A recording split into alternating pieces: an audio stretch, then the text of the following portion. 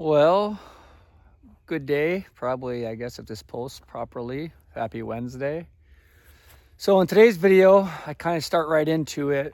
We shot some of this on, so if this is Tuesday, shot some of this on Monday, creating the silvopasture behind us. And what we have is a bunch of scrub, they're called hawthorns, and they won't get too tall, but they will provide shade. So we're leaving a few of those. I pointed out in the video yesterday, we have a really nice oak. I can't point because of my shoulder right there, but we're gonna add a couple acres of grazing here, which is significant. You know, some of the tactics in order to resurrect this land, if you will, is I can't come in and till it. Well, I mean, I could, but I can't because I have literally hundreds of, 4 or 6 inch stumps in here. You know, we've cut them off flush. You can probably see them there, those 2 white dots. So what we're gonna do is we're gonna use the animals. We'll probably come in here before that with a 3-point attachment on one of the smaller tractors and just be very deliberate about scratching the surface and then broadcast some seed. But before that, what we'll probably do is burn off this thick thatch as long as Mother Nature cooperates. So anyway, in this video, you see us creating some silvopasture from some overgrown, which was formerly pasture at one time, I guarantee it. So we're continuing to thin this out for silvopasture. So to the right of my hand, we didn't thin it out at all last year. You can see all that underbrush. To my left, we thinned out quite a bit, but we're gonna take out more now.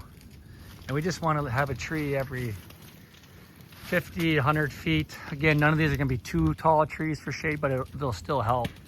And we're gonna get a lot of shade coming from the south anyway, just by working up against here. But I'd like to get another 150 feet back into here. We're gonna have all this excellent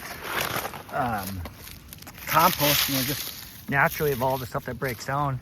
When you get into the woods, it's some of the most fertile soil you'll find because it has literally decades and centuries of soil at work. So all these little guys will come out of here. We just didn't have the time last year, but looking good. So this is down by the south pasture. This has been overgrown. Sorry for the chainsaw noise, but we're doing work. Overgrown for quite a few years, obviously since before we bought it. We got Landon on the chainsaw over there, William on a chainsaw, then Gavin, better known as G, helping out on the other side of the fire there. I'm running the skidster, pushing up the pile. Something to think about anytime you have running equipment around a big fire like this is to make sure that 1, you keep your distance, and 2, you don't have any leaking fluids. So for example, if you're shooting hydraulic fluid out somewhere, it could get ugly in a hurry. So we got a couple more piles to push up here. These piles are from last year. Nathan, Landon, and William helped me cut. But so this is going to be silvopasture. We're targeting leaving certain trees. Unfortunately, like that one on the right there is an ash. That'll go, but that's a live oak there. That'll stay. And then that's the ash back there. So yeah, we're just going to keep working through here and creating more pasture for our critters.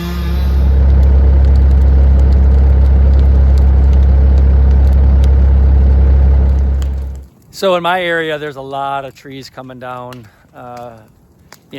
so guilty as charged right here. One thing that I am thankful for is, we're gonna make this pasture. It's not gonna be a monocrop. To each their own, that's just what we focus on. But we're gonna have additional grazing acreage for the cows and the sheep.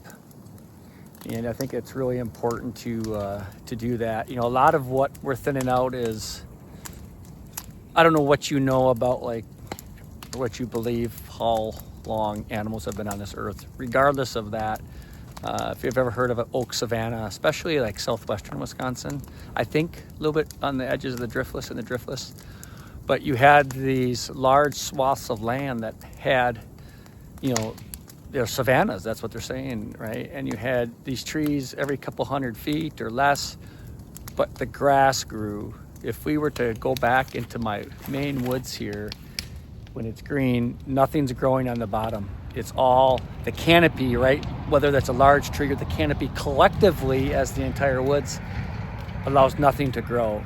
And the little bit that does grow is immediately eaten off by the deer. So I might long-term I think there's 12 acres here. We might thin the whole thing for silvopasture. That's really the dream, to be honest with you, to give us more grazing acreage. But going good so far. Have an excellent team. Yeah, we'll see if we do another update after this. If not, have a great day.